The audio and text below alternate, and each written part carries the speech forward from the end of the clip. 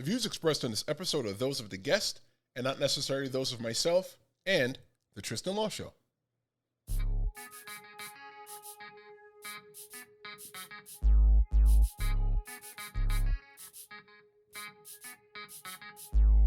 Welcome to the Tristan Law Show, where I introduce you to the personalities in and out of the pro wrestling ring.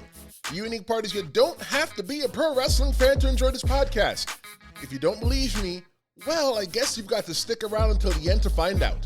I'm Tristan Law, and I hope that you've hit the subscribe button and that you like what I'm doing, because I'm doing what you like. If you're listening in Apple Podcasts, please don't forget the 5-star rating and the review. It lets Apple and other listeners know that this is really, really cool. Welcome back to episode 16, and today I'm going to introduce you to pro wrestler Gabby Ortiz. We have such a fun conversation talking about how she got her first WWE tryout, her wrestling in Japan for the all-women's pro wrestling promotion Stardom, how standing in line to meet WWE Superstar Seth Rollins made her start her pro wrestling training, and we talk about so much more. This is a fun conversation with Gabby, and she's extremely down to earth, and I think that you'll agree about that as well too. Before we get into the meat of the episode, next week is Thanksgiving in America. See what I did there? Meat? Thanksgiving? Anyway, after long and hard thoughts, I've decided not to drop a brand new episode featuring an interview, but instead, next Wednesday, there will be a bonus episode which will take you behind the scenes of the Tristan Law Show. Some of my thoughts, my feelings, and much more surrounding previous episodes.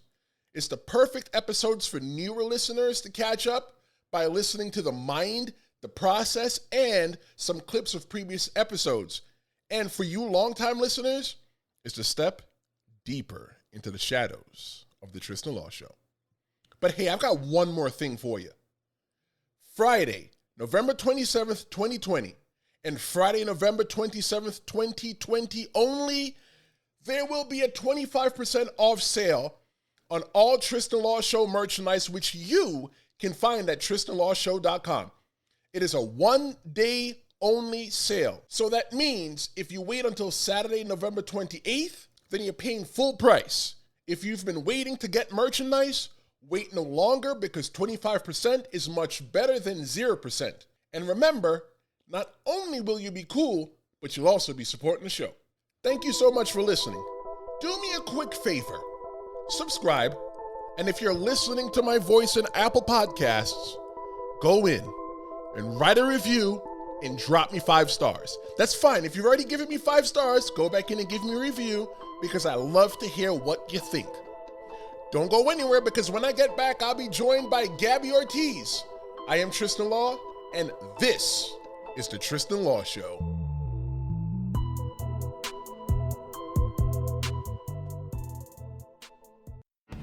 Hello to all of you Tristan Law Show podcast listeners. This is Frank Mandolini. You may not recognize this voice. I am the Italian podcaster who talks about the business side of wrestling. Yeah, I know, it's quite niche. But if you look for Last Minute Wrestling Podcast on all of your social media and wherever you get your podcast, you've been amazed to find interviews with people such as Rob Van Dam or Matthew Gregg from Botchamania and many others, so you get to know many aspects of the wrestling business that normally you don't hear in wrestling podcasts. Because let's face it, who wants to hear another guy talk about Monday Night Raw? Yeah, me neither. So guys, go to lmwpodcast.com or search for LMW Podcast everywhere in the interweb. And remember guys, this is Frank Mandolini from the Last Minute Wrestling Podcast, and you stay safe.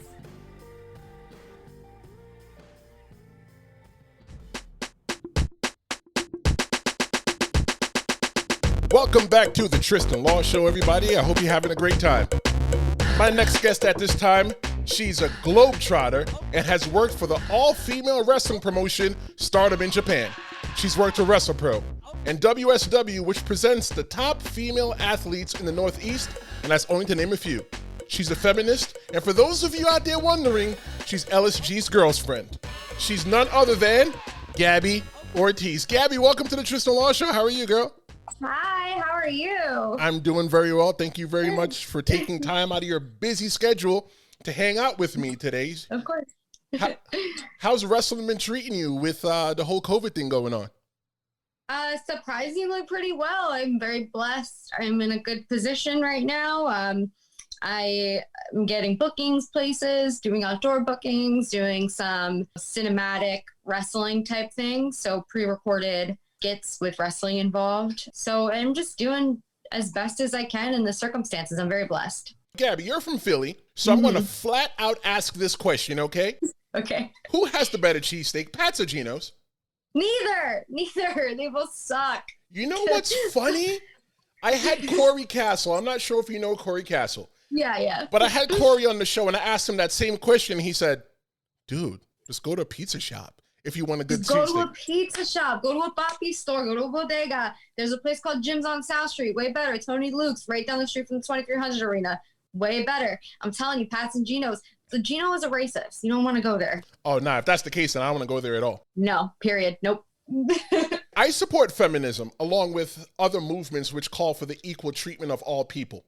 Yes. Most recently, we lost Justice of the Supreme Court of the United States, Ruth Bader Ginsburg. Without making this too much of a political discussion, explain to people who don't understand why she was important. A lot of what she did caused us to have the rights we do now. She was a champion for just human rights in general, not just feminism, just to make sure that we all had equal opportunity. And she was almost like the gatekeeper for those things. And with her death comes a very scary reality that a lot of what she did can be undone, which is very scary. And that's why, I think that there does need to be term limits on Supreme Court justices. As happy as I am that she spent her life's work on the Supreme Court, it just is the grim reality that there has to be term limits. And that's a completely separate topic I could go on for hours about, but she was just very important and will be missed. And I am fearful of what's to come. You see, Gabby, there are men in the world, in the United States, who don't understand that because they don't have to go into a place and try to figure out their reproductive rights and all those other things. So I'm glad that you were able to explain that from a woman's point of view. And that's why I always say I love having women on the Tristan Law Show because, especially in wrestling, women bring a different feel to the whole entire game. We know it's a male-populated sport and it's full of nothing but testosterone and egos. But when you get a little bit of a woman's touch in there, I think it makes it a little bit different. Staying on the topic of women, most recently, right, Gabby, women got the opportunity to headline WrestleMania, one of the largest pro wrestling events on the planet. When you first heard the news, how did that make you feel? It made me feel very excited. Honestly, I wasn't surprised for that particular year because at that time, the storyline with Becky, Ronda, and then Charlotte added on was the hottest thing. It made sense to put that on the main event of the grandest stage, right? I think people would have just been disappointed if it wasn't that because I can't really recall any other storylines at that time except for that one. It was the biggest thing at the time. So I was very happy, but I was not surprised, which was a good feeling. Do you think that Ronda, Charlotte, and Becky Lynch did it justice? Yeah, I wasn't super cool, super into the finish. I like a very definitive finish. That's just my personal preference. But I think they bought it absolutely. Of course, I think they did good as well too, and I think that finish always leaves the door open for a Ronda to come back and say, "Hey, girl, you didn't beat me. Beat me again." That's true. That's a really good perspective. Growing up, you had a house full of pro wrestling fans. Yes. What were your earliest memories of pro wrestling? Weirdly enough, it's not actually a pro wrestling memory of something on TV. It was just my dad dressing up as Undertaker 3 years in a row. Seriously, I have to find the pictures of it. But yeah, he just had the trench coat and the hat, and he would always put white face makeup on. And then I remember one day he came home with a big life-size cutout of Stone Cold Steve Austin, and it just stayed in his office until we moved. And now it's in our basement, but that's his office now, so it's still there, I guess. My brother's hamsters were named Trish and Lita. So so yeah, they're pretty big fans, I would say. Well, fun fact, speaking about naming hamsters, My mother was having a kid, and this was when Stephanie McMahon was out there doing her thing, and my mother goes, do you guys have any names? And I go, yeah, Stephanie would be a great name after Stephanie McMahon. And my mother goes, where'd you get the name Stephanie? I said, from wrestling. She goes, I'm not naming my kid after no damn wrestling, because my mom was not a wrestling fan, and I can hear her rolling her eyes right now. So she goes, give me a middle name. So at that time, the singer Aaliyah had just passed away. So I said, hey, why not Aaliyah? And she started playing around in her head, Stephanie Aaliyah. So my sister got her name from wrestling, even though my mother does not like wrestling. Ha-ha, one for the good guys. That's a beautiful name. Stephanie Aaliyah, one for the good guys. Shout out to Stephanie. Look at you. Good job. Thank you. You see, I think, Gabby, back in the day, I was like the namer of things. I was sitting on a throne, and people would bring things to me, and somebody said, what will you name this? And I said, Orange. That's what I did. So, hey, it's your pal Tristan, and I need your help. Hold on, wait. Don't touch anything. I'll make it quick so you can get back to the episode. See, I did a Tristan Law show because I like to create content and episodes for you to like and to entertain you as well. Since I probably don't know you personally yet, I want to get your feedback on this podcast. And yes, if I know you personally, I want your feedback too. Head on over to TristanLawShow.com and take the anonymous listener survey. Engage the show because your input matters. Now, back to the show. As a wrestling fan, what is the most important thing to you? Storylines are the most important thing to me. They make you feel invested. You want to tune in more and watch more. If there's no compelling storylines, there's no wrestling.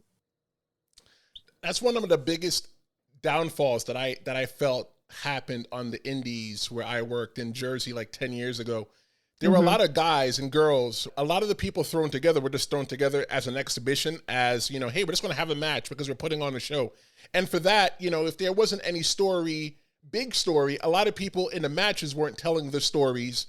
And because of that, I feel that it bastardized a lot of people and made a lot of people not love pro wrestling. And I agree, pro wrestling is about the story. As a fan, I'm telling you, Kofi Kingston winning at WrestleMania, and I was there, and I don't hide it. I'm a mark. I'm a wrestler, and I'm a mark. I love wrestling. Good. I'm glad. I love wrestling, okay? If you ask me, Gabby, I think the biggest marks are the ones that actually dress up and go out there and wrestle versus the people that pay for it. So I remember being there at WrestleMania in MetLife and seeing Kofi win it. And girl, the contacts I had in my eyes, they were bothering my eyes, so tears started coming out. But, it was a great story. Yeah, sure. I'm sure it was the contacts. Yeah, it was. It was. We're moving on. Sure. Right. But yes, I agree. The story is so important. Without the story, you don't have nothing. You just got two human beings in the ring just rolling around doing nothing. I think that's still an issue in the indies, honestly. And I see that because when you have a company that has not control, but more of a steady hand on their roster, it's easier for them to do that. In the indies, you have people calling out, people getting injured more often.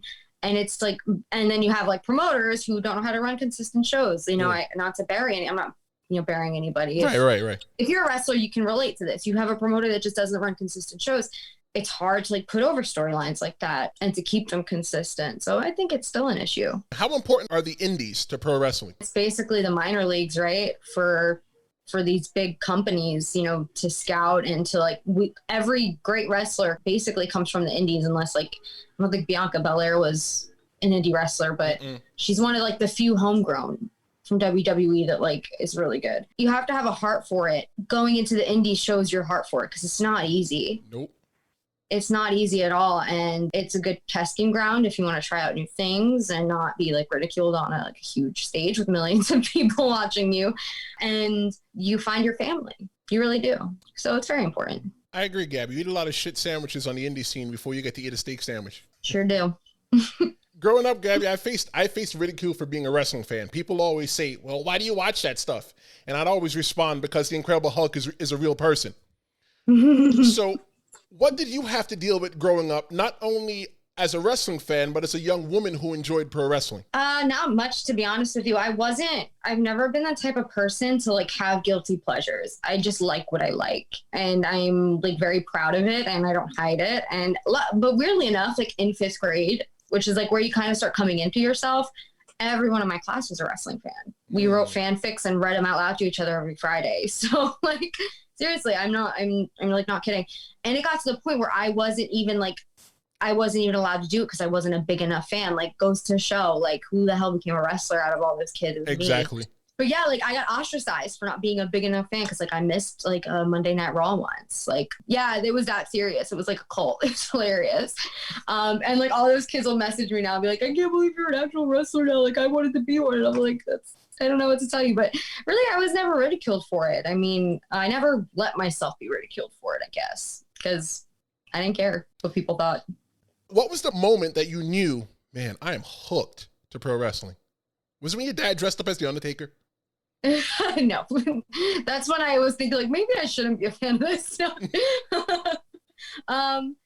was when I was older, actually. It was when I was a lot older, because I feel like this happens to a lot of people when they grow up, is they kind of like, wrestling is huge for them when they're kids, and then they like grow up a little bit and they like shy away from it for a while. Like, that's what happened for me, like, especially like getting into middle school and high school. I got really into music. Like, that's what I was doing. I was in bands, I was doing musical theater.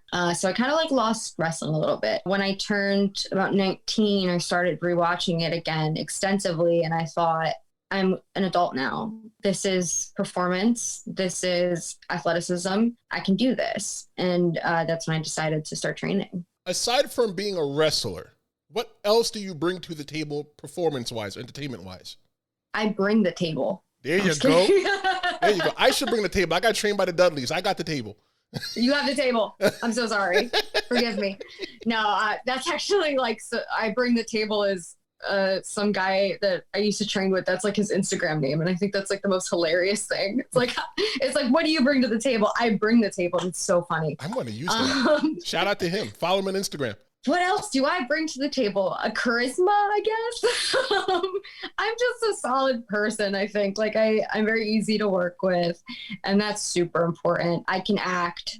I have very good memory, so I can do a lot of different stuff. And I'm also like great at like administrative things.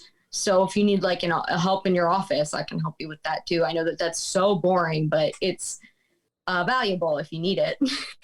So you're one of the workers that you put together all these long string of spots, and you go out there and actually remember them? Sometimes I can. Yeah, I can't do if that. If I'm with a good like opponent, then right. Yeah, we can definitely make that work. Because I remember when I came back to wrestling, because I took a hiatus and I came back. And when I came back, younger guys were like, oh, we're going to do this flip and do this dive and do this and do this that. I'm like, dude, I'm lost. How about we just go out there and just call it in the ring? Because I'm not going to remember it. Just give me the shine, give me the finish, and then we'll just work it from there. We'll just go out there, yeah. That's it. I wish that was something that I could do with like people I work with. I mean, a lot of the talent I work with is like super new. They're like very green, right? Which is great, but like you can't really call it out there with someone who's green. That's taking a huge risk. Yeah, and I remember I had to make that happen once, where like we called everything in the back, and like we made sure we had everything set up because I knew she was pretty green, and we got out there, she forgot everything, so we ended up having to call it in the ring anyway. She was the bad guy, I was the good guy, and as you know, the bad guy basically leads everything. That's correct. In the match. Mm-hmm. I had to like, we had to like switch gears, and I had to become the aggressor and figure out like how we could make this finish work. It was a learning experience, I'll tell you that much. It was a learning experience. It's one of those things that you don't understand until you become a wrestler and get put in a situation. Because Gabby, I had the same exact situation where the main place that I wrestle for is ECPW, Gino Caruso. I'm not sure if you know him. Mm-hmm. But Gino said to me, hey, I want you to work a show in New York with this new guy. And to me at first, I'm like, nope, I'm not going to work him. And this is in my mind. I'm not going to work him. He doesn't know how to work. Blah, blah, blah. And eventually I sat down and said to myself, you know what, let's take this as a challenge. Maybe I can put on a halfway decent match with this guy. And we kept it really simple, told a story, and I went over, but by the end of the match, he got over. Good. That's what you want. That's what you want. I can't say the same outcome for the match I was in,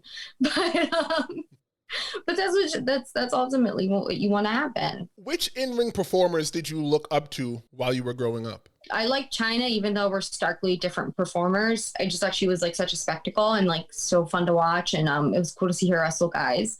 I loved Eddie Guerrero when her and Eddie did their thing. That was like, I mean, like, I don't remember watching that as a kid, but like rewatching old tapes and stuff. It's so fun to watch. And I always looked up to Trish and Lita. I mean, those are the classic girls. And Gail Kim in Impact was like, was just, because my dad watched Impact too, so I remember seeing her too.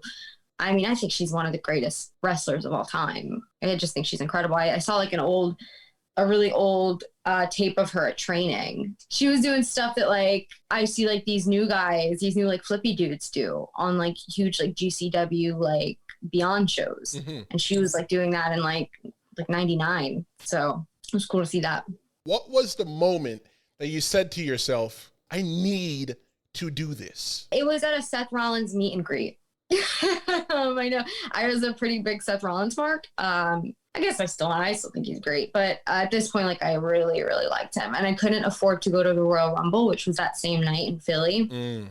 So I went to the meet and greet, which was like slightly cheaper. It was still pretty expensive.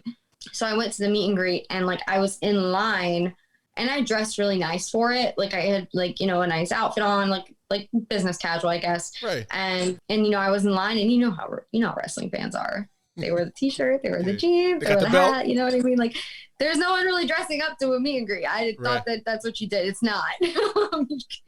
And I just didn't feel like I was a part of that crowd. When I saw Seth Rollins sitting there, I was like, that's where I felt I belonged. And I know that's a little cocky and a little kind of like conceited of me, but I just didn't feel like I belonged in the line. I felt like I belonged on the other side of it. And that's when I was like, okay, I'm going to contact the Monster Factory where I trained to go for a tryout. The rest is history.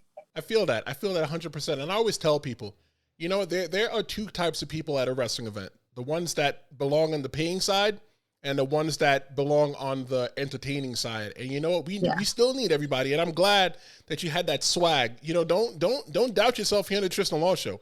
If you got that swag, feel that swag, because that's that mentality. You're not saying that you're better than anybody else. I get that. I just want to make sure I say that so anybody else hears that. But you felt that, you know what? There's something more to me than being a fan. I want to go ahead and do this. That's exactly how I felt. Not to say like I fans are the best. I have some of my like closest friends in wrestling are fans. Yep. Without them, there is no us. Right. We don't have a job. Right. So there's nothing but like respect and admiration for them, especially like their commitment to it. Yes. So, right. Like I see the same fans at shows all the time, and I'm like, dude, you work to come to these things. Like that's great. That's insane. I was a fan too. I'm still a fan. Me too. There's nothing wrong. Why would we do this if we weren't? Like, here's the thing. Money. Like, I'm gonna go on a rant really quick, if that's okay. Do it. Musicians are allowed to like put over other musicians and go to other musicians' concerts and post about it and tweet about it and be like, I'm a fan of this person, I'm a fan of that person. But if you're a wrestler, like that's looked down on. And I don't get that. Like, why are other actors and other performers allowed to like put over their peers? But when we do it, we're marks. Right. You know what I mean? Like, I don't get that. That to me, like, bothers me. And hopefully we can, like, set a precedent that that's not the case, that you're not a mark. You just appreciate what they do and respect what they do. Right. So. Hey, you. Yeah, I'm talking to you. That shirt you're wearing is so not cool. Why don't you head on over to TristanLawShow.com and get yourself a new shirt. Not only will you be cool, but you'll also be supporting the show. What are you waiting for? Go now and get a hat too while you're at it. Thank me later. We're the show at TristanLawShow.com.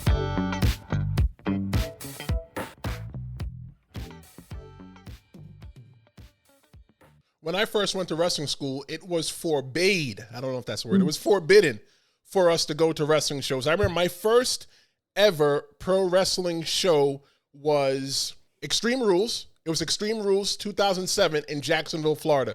And that's where I went. 2 days later, I went to the wrestling school, and we were told, you're not allowed to go to wrestling shows. Well, I guess I don't go to wrestling shows anymore. And I hated it because I just liked always being so up close to it. And like for me, when I go to WWE, it's more than the wrestling for me. I like to see the behind the scenes. I want to see the stage hands running around and making all this work just to go ahead and put on the show for the people at home.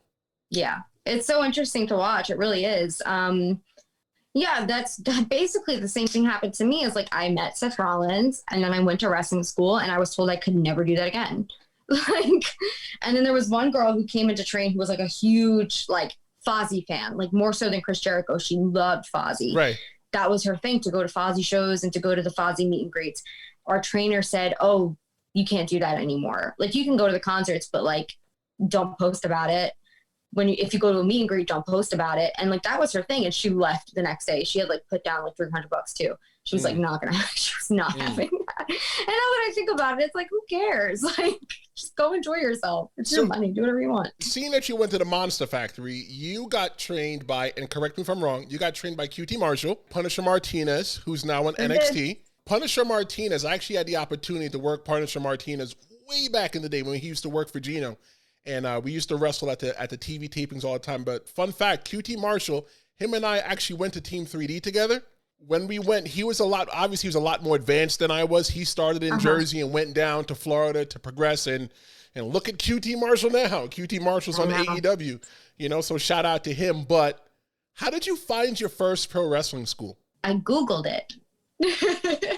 Because like, it's at the time, like, it wasn't, and I mean, this was just 5 years ago, it wasn't that long ago. It wasn't so mainstream. It wasn't as mainstream as it is now. No. I mean, like, I think it's on a whole new platform now than it was even just 4 or 5 years ago. So it was still kind of a secret how you became a professional wrestler. Right. It was still like kind of like underground a little bit. And now it's like, it isn't like that anymore. So I had to literally Google it and go through like a couple pages of like documents and stuff to find a couple wrestling schools in my area. And the two options that I had landed on were Chikara, the Wrestle Factory, and the Monster Factory. I'm happy with my decision. Let's just say that. Good. But you know what? I always tell the newer guys and gals, Gabby, that your first wrestling school isn't your last. You should always go someplace else and learn a new trick. So like, I think I even went to the Monster Factory one time with Dan DeMann. I'm not sure if you know Dan DeMann. Do they still have the ropes that are made out of like boat ropes or whatever? Or is it steel cables now? No, we've upgraded substantially since then. Thank goodness. Danny Cage, the owner, he has 2 rings now. So we have what is used as our beginner ring, our advanced ring, and the advanced ring is our show ring. So no more boat ropes. But rough. They're green, which is nice. Good. Just like the new wrestlers. So, all right, I'm going to give you a second right now. I want you to put over Monster Factory for anybody listening right now, right? And I'm sure Danny will appreciate this. Put over Monster Factory as why this is the school that somebody needs to go to. Okay, so the Monster Factory is the name of the school. The MFPW is the promotion. And you need to go there because it's a well-rounded facility. You have a weight room, you have 2 rings, you have a female coach, you have male coaches, we have guests all the time, camps, there's crash pads, and it's in an actual wrestling school, like an amateur wrestling school. So there's amateur wrestling mats that you can work on as well. And Danny Cage is the man, and it's a safe space for everybody. And it's not some place where you're ever going to like need to leave and then do like a whole speaking out thing. Because that's just not that's not the environment that he facilitates there. It never will be, because he is a family man. He loves his wife, his 2 kids. You'll be safe there. And you build your family, and then you build your character, because you have shows every month that you can test things out and you can hone your craft in front of a live crowd. So it's an amazing place to go. And he's got specials all the time for tuition and financing, which is like, schools don't normally have that. No. It's a great place. And I met the love of my life there. LSG. All right. I think I've met LSG one time at not Capital anymore, Catalyst Wrestling show. But shout out to him. Maybe I'll get him on here one day. Yeah, he's a good one to talk to. He knows his stuff. Gabby, you stood in the line at the Seth Rollins meet and greet during Royal Rumble weekend. You decided that you should be sending an email right then and there to the Monster Factory for you to join the school. So great. So you signed up for pro wrestling school. So what was next? What'd you do next? I had my dad drive me to the tryout. Danny emailed me. He said, come on Wednesday and come try out. And so I did. And then he invited me back for the show that weekend. So I went and I helped out, and I just never returned back. That was it. From then on, I kept coming back to training. I went to training 4 nights a week for the first 3 years of my career. I would actually say more than that sometimes, because we had show nights. So we would go and we would put the show up, and then we would break down too. So I consider that training. Right. You know, you have to learn that stuff. Yeah, I just never looked back. I mean, I'm still here, which is like nobody thought I would be. I'm the kind of person that just like jumps into things and like will practice it and do it for a while and then just abandon it. Mm-hmm. I haven't. It's been 5 years. I'm still doing this. I don't anticipate abandoning it anytime soon. And I've invested a lot too, like a lot. I agree. I know exactly what you mean. Gabby, so let's jump into the first day that you walked into wrestling school. What was running through your mind? Fear, anxiety.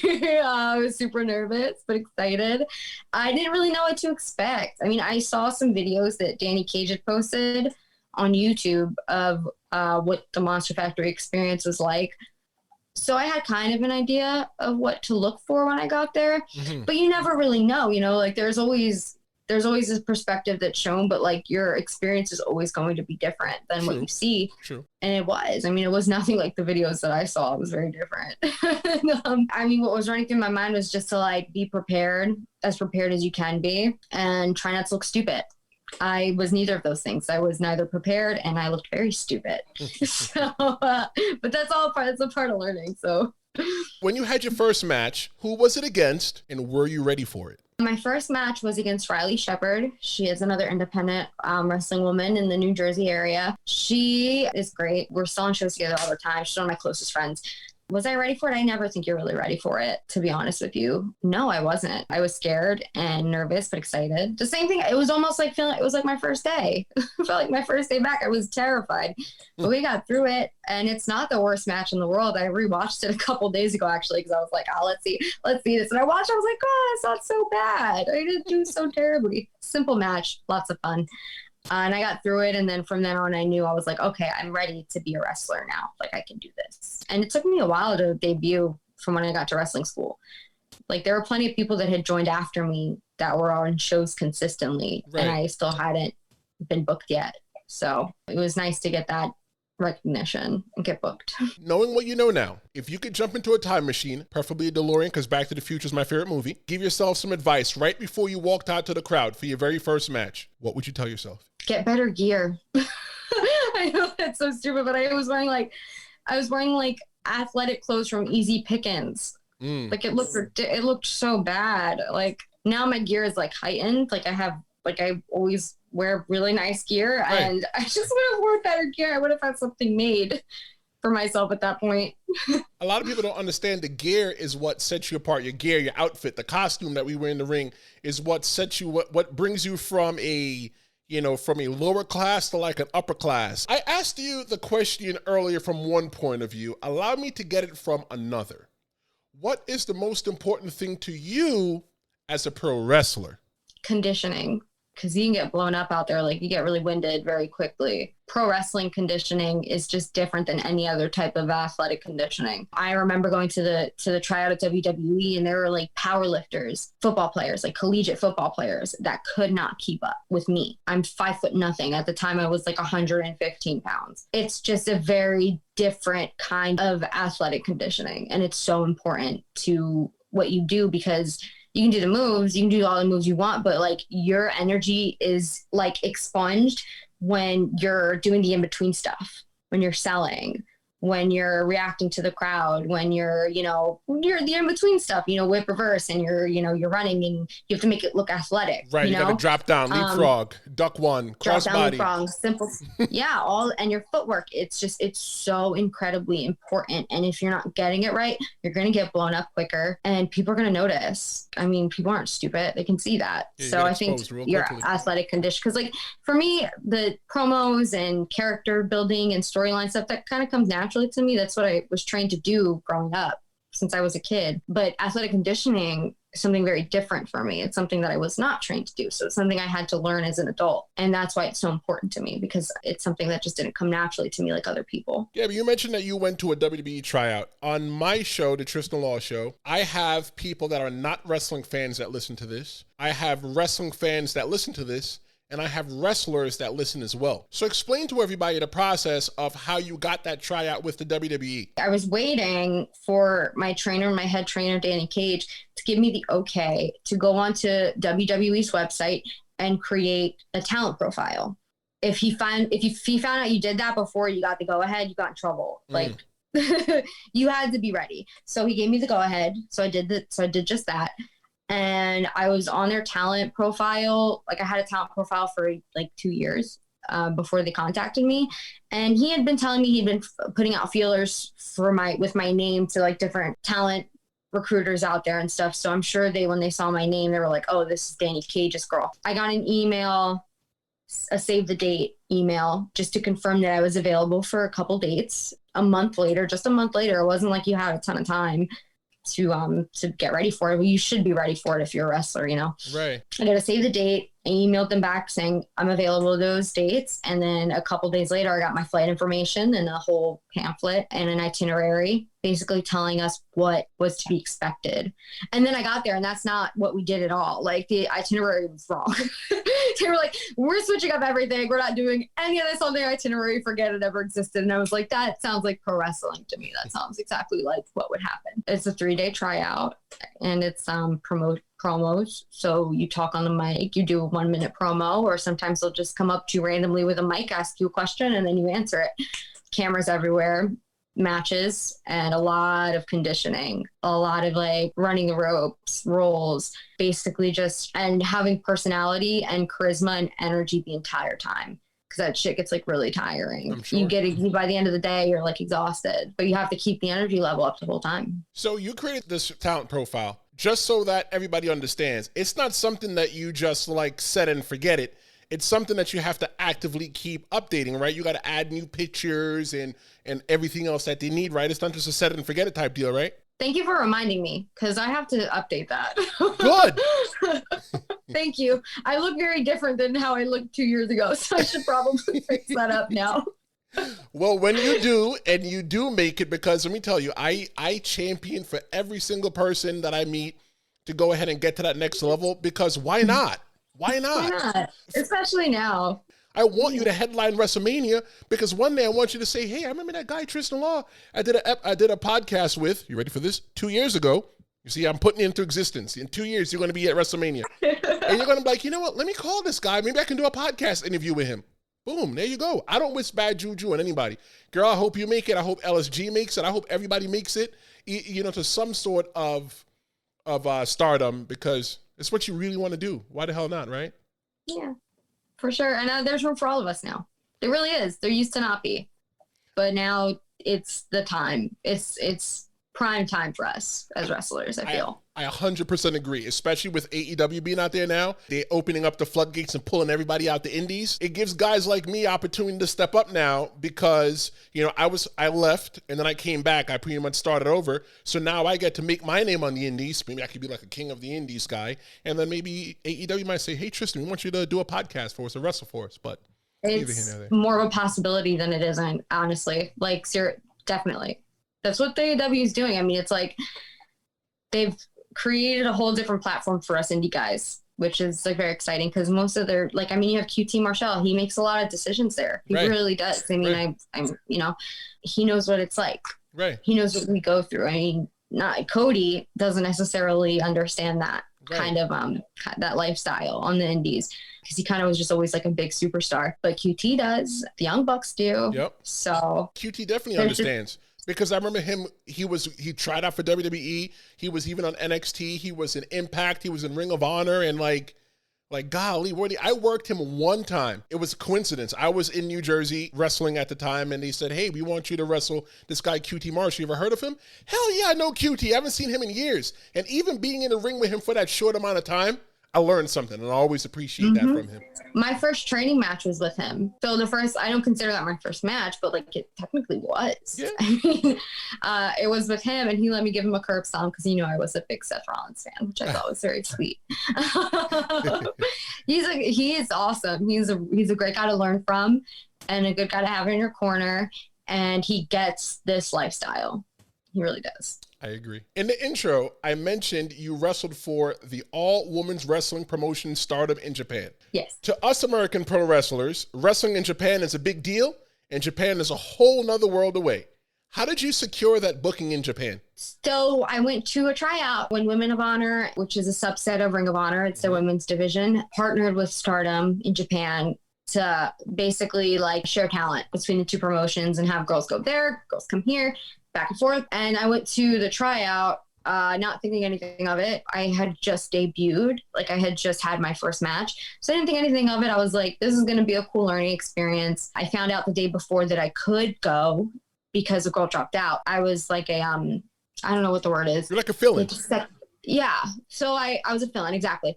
So I was able to go and experience the tryout, and I was just taking it as a learning experience. And then at the end of it, when they made the announcement of who from the tryout was going to Japan, they said Gabby Ortiz, and I cried my eyes out because I wasn't expecting that. And let me tell you, like at that time, I had gotten my custom gear, so I looked sharp. And I had my good promos. Was my like in-ring ability all there? No, but they saw that also as a building block to like create a wrestler from scratch, basically.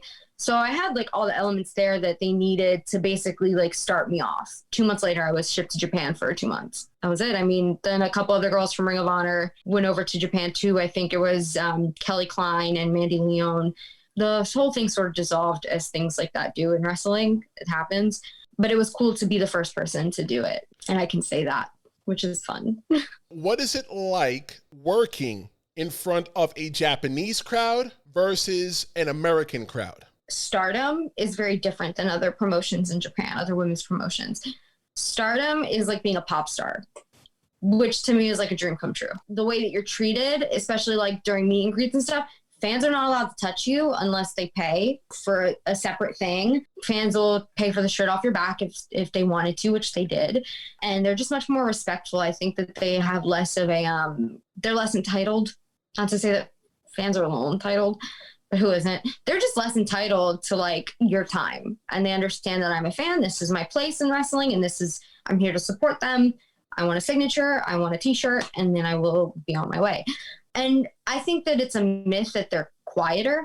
They make noise when stuff happens. It's just a little harder to get them to make noise, which I think is a challenge. And to me, that's a good challenge. And the streamers are great. And I want that to come back in American wrestling because I feel like people were doing that a lot, especially Ring of Honor with the streamers and stuff. Right, and then it kind of stopped. But that's always so much fun. So do that again.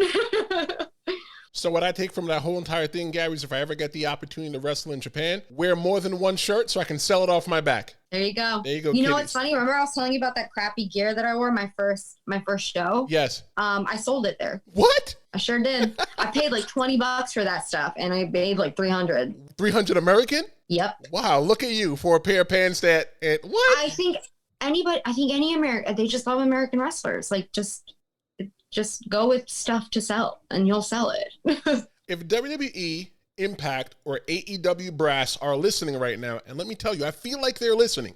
Gabby, why are you the best person for them to sign to a contract? I would be the best person to sign for a contract because I am multifaceted. I can do it all, basically. You need me as a wrestler, I'm your girl. You need me as a manager, I'm your girl. You need me as a backstage announcer, interviewer, I'm your girl. You need me to help you break down and set up the ring, I can do that too. You need me for office administrative work, you got me. But I would really enjoy being a wrestler before all those other things. And I'm very easy to work with. I'm incredibly professional. I'd make your lives a lot easier because I'm just that kind of girl. Gabby, if you were the top female athlete in pro wrestling and you made $1 million from pro wrestling, what would you do with that money?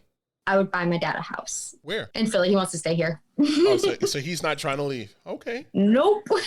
That's pretty cool that you'd actually give back to your dad. That would actually be full circle, because imagine you started watching wrestling and you grew your love of wrestling with your dad, only for you to become a top earning female in professional wrestling, to go back and use that money from professional wrestling and buy him a house. Man, I could imagine him crying, because I feel like your dad's a tough guy. All right. And I don't feel like he cried, but I feel like for that, Gabby, you'd make him cry.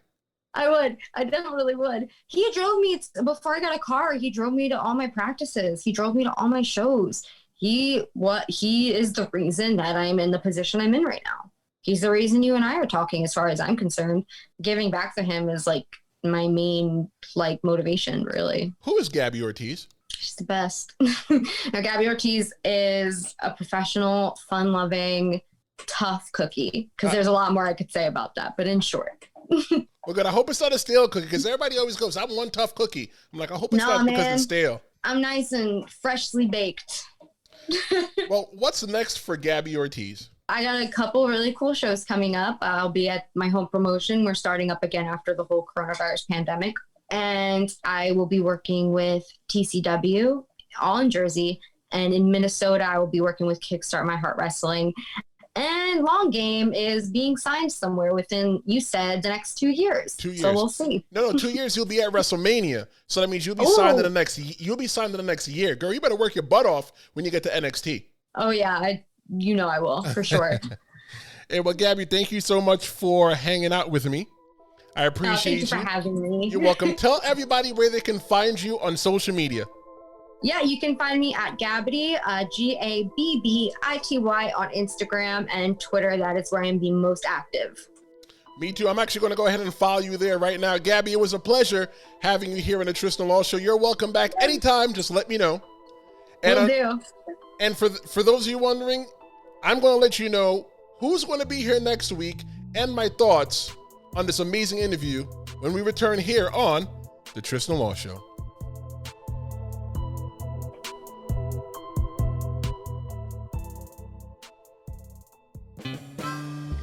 Hey there, it's your pal Tristan Law. Do you find yourself skipping past these evil advertisements every week? Well, you should feel like you didn't skip past this one because I have the solution for you. Run on over to patreon.com/Tristan Law Show and free yourself from the evil grip of advertisements. Choosing the ad-free support option, not only will every episode be ad-free, but you'll get every episode days earlier. But if you love the ads here in the Tristan Law Show, there's an option on Patreon to simply support the podcast. There's something here for everyone. Head on over to TristanLawShow.com for more info.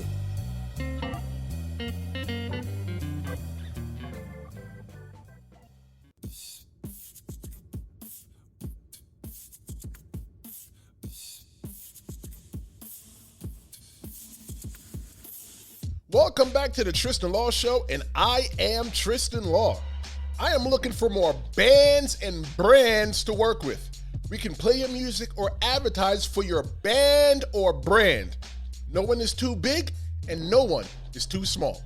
Visit the contact form at TristanLawShow.com or send an email directly to TristanLawShow@gmail.com. As a quick reminder, don't forget to take advantage of our 25% off all Tristan Law Show merchandise Friday, November 27th, 2020 and Friday, November 27th, 2020 only.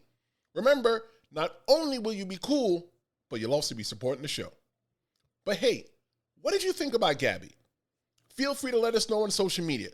You can tag me at The Real Big Tris on Instagram and or Twitter, and you could also tag the show at Tristan Show on Instagram and Twitter. Hey, we're also on Facebook too. But here's what I'll tell you about Gabby.